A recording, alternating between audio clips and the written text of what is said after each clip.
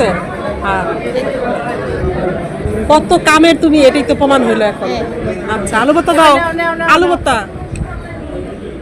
Thank you.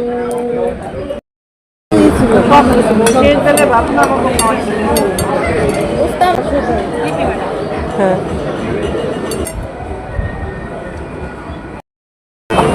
একদম।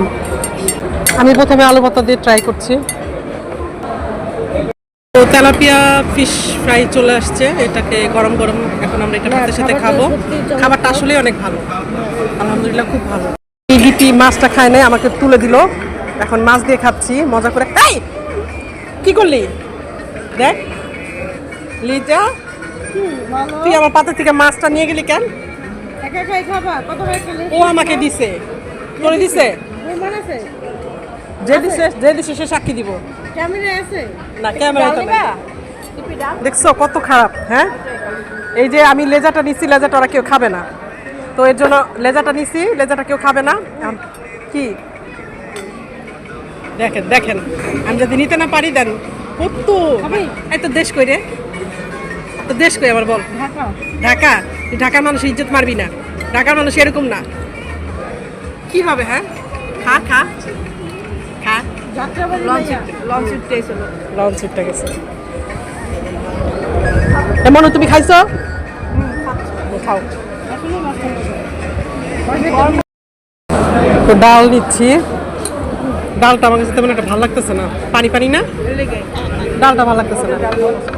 ওই আরেক সাইডে যে খাইছিলাম না, ওইখানকার ডালটা ভালো ছিল না, এরকম পাতলা ডালই ছিল। হ্যাঁ, আমি একটা আশ্চর্যের বিষয় কি জানো, বাসায় কিন্তু আমি লেজ খাই, এখানে আসছি এখানেও লেজ। শোনো, অনেক সময় অনেক অনিচ্ছাকৃত ভাবেও পছন্দ হয়ে যায়।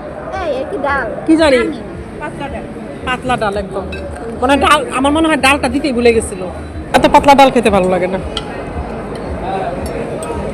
তো খাই এখন।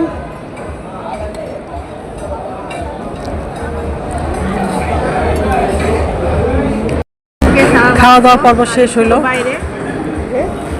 কি বান্ধবী, কেমন খাইলা? মজা? কেমন মজা? ডালটা ভালো লাগে নাই, ডালটা ভালো লাগে নাই। ডালটা কেমন লাগছে? ভালো লাগছে না? সবাই তো একরকম হয় না। আপনি কিছু বলার আছে? কোনো মানুষ কেমন লাগলো খাওয়া দাওয়া? ভর্তাটা কেমন ছিল? ডালটা কেমন ছিল? বাজি ছিল। ফিশ ফ্রাইটা ভালো ছিল।